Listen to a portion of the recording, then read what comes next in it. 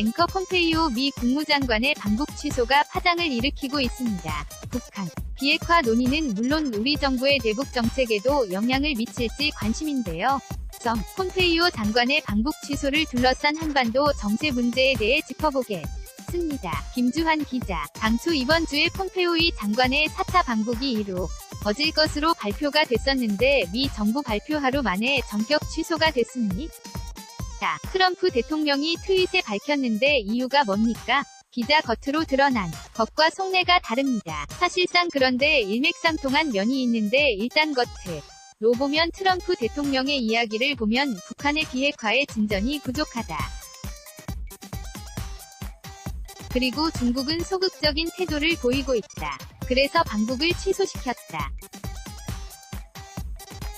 이렇게 얘기를 했습니다. 다시 이걸 짚어보면 그 속내는 사실 요즘 쟁점이 됐던 것이 북한 핵신고 리스트 그리고 북한 입장에서는 종전선언 맞교환을 어떻게 해야 하는 것이 관심사였는데 이 부분에 대한 합의가 불확실했다는 것이죠. 그래서 취소를 시켰고 그러면서 단서를 달았습니다. 중국과의 무역관계가 해결된 이후에 가까운 장래에 북한에 갈 것으로 기대한다라고 혔습니다. 그런데 이 부분은 중국이 북한에 대한 영향력을 활용해서 비핵화 협상 국면에 개입하고 있다고 미국은 판단하고 있고요. 그리고 중국 역시 미국을 상대로 무역전쟁을 벌이고 있는데 북한을 지렛대로 삼으려 한다는 의구심을 트럼프 대통령이 공개적으로 표출하면서 강력하게 경고 메시지를 보냈다 이렇게 설명할 수 있는 겁니다. 앵커 관심은 이번 폼페이오 장관의 방북 취소가 앞으로 어떤 파장을 낳을 것이냐 이 부분인데요. 어떻게 전망됩니까? 기자 우리가 양수겸장이라는 말을 많이 씁니다.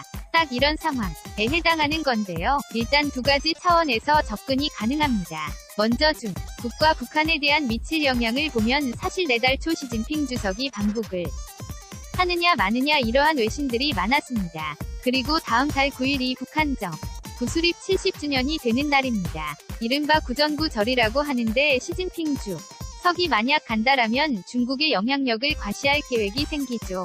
그럼 이렇게 됨으로써 가지 못할 것이라는 판단이 나오고 있는 거죠. 예상이 나오는 거죠. 왜냐하면 시 주석이 방북하게 되면 중국 배후설이라는 그물에 걸려들게 되고 중국 역시 대북제재 회피 국가다 이런 오명 가능성이 쉬워질 수 있습니다. 그리고 두 번째 북한의 입장에서는 대대적으로 정권 수립 70주년 준비를 하고 있는데 거기에다 G2의 시진핑 주석이 오게 되면 굉장히 금상첨화겠죠. 그래서 북한 정권의 정당성을 과시해보려고 했는데 이것 역시 차질이 불가피해진다 이렇게 예상할 수 있는 것이죠. 앵커 무엇보다 우리 정부에 어떤 영향을 미칠까 이 부분도 관심인데 대북 정책 영향 어느 정도 있을까요? 기자 사실 이번에 폼페이오 장관의 방북 취소도 악재라고 볼 수 있습니다. 일단 오늘 아침에 주식시장의 남북경협주 관련 주가 일제히 하락세를 보였지 않습니까? 그 정도로 예민한 건데 일단 우리 정부는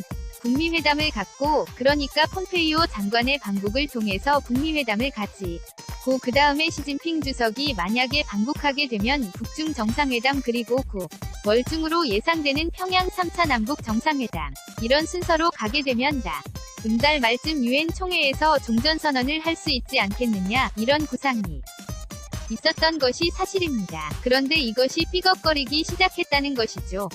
그래서 이 부분에 대해서 일단은 호재가 아닌 악재다 이렇게 평가를 할 수 있는 겁니다. 앵커 또 다른 관심하면 남북연락사무소 개소 문제인데요.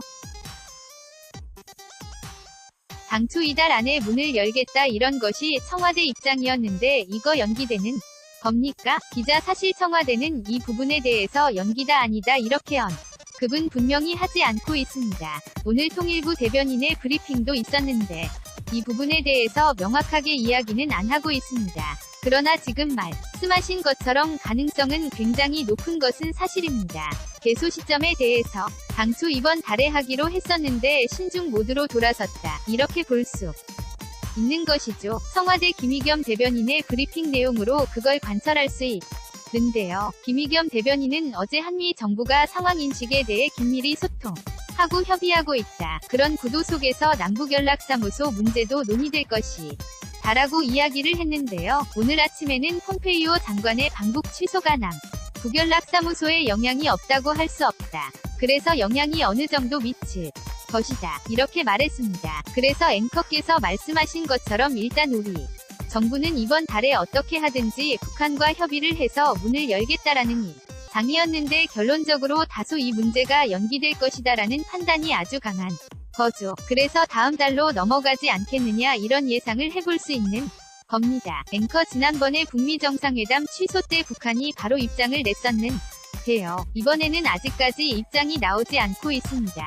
어떻게 예상하십니까? 기자 북한이 지금 특히 북한 외교 당국은 굉장히 큰 고심을 하고 있을 겁니다. 이 문제가 지금 말씀하신 것처럼 지난 5월 1차 때는 사실은 최선희 북미국장이라든가 북한의 외무성 부상이라든가 이런 사람들이 볼턴 고좌관 이런 사람들을 강하게 비난을 했어요. 이런 부분에 대해서 트럼프 대통령이 공개 서한을 통해서 정상회담을 전격 취소시킨다고 발표를 했죠.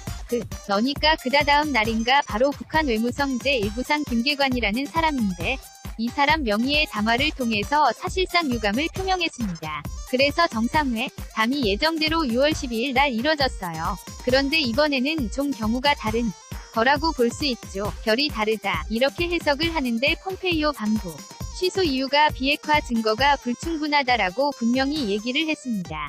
그렇다고 하면 미국이 원하는 수준의 비핵화 목록을 제출해야 하는 겁니다. 이 부분에 대해서 북한이 어떻게 나올지, 그러니까 전향적인 태도를 보일지가 주목이 되는데 만약에 1차 때처럼 그런 어느 정도 리스트를 제공하겠다고 하면 북미 관계에 다시 속도가 붙게 되겠죠. 그리고 3차 남북 정상회담, 그리고 미중 관계 개선으로 이루어지는 이른바 선순환 구조가 형성될 가능성이 있습니다. 그런데 북한이 만약 중국에 더욱 밀착해서 강공으로 나온다면 한반도 정세는 가을에 들어서 굉장히 복잡하게 전개될 가능성이 있습니다. 그래서 앞서 제가 말씀드린 것처럼 북한 외교 당국이 굉장히 골머리를 앓고 있다라는 것도 이런 이유 때문이라고 해석할 수 있습니다. 앵커 남북, 북미, 미중 다 얽혀있다 보니까 복잡할 수밖에 없겠죠. 여기까지 듣겠습니다. 김주환 정치안보 전문기자였습니다.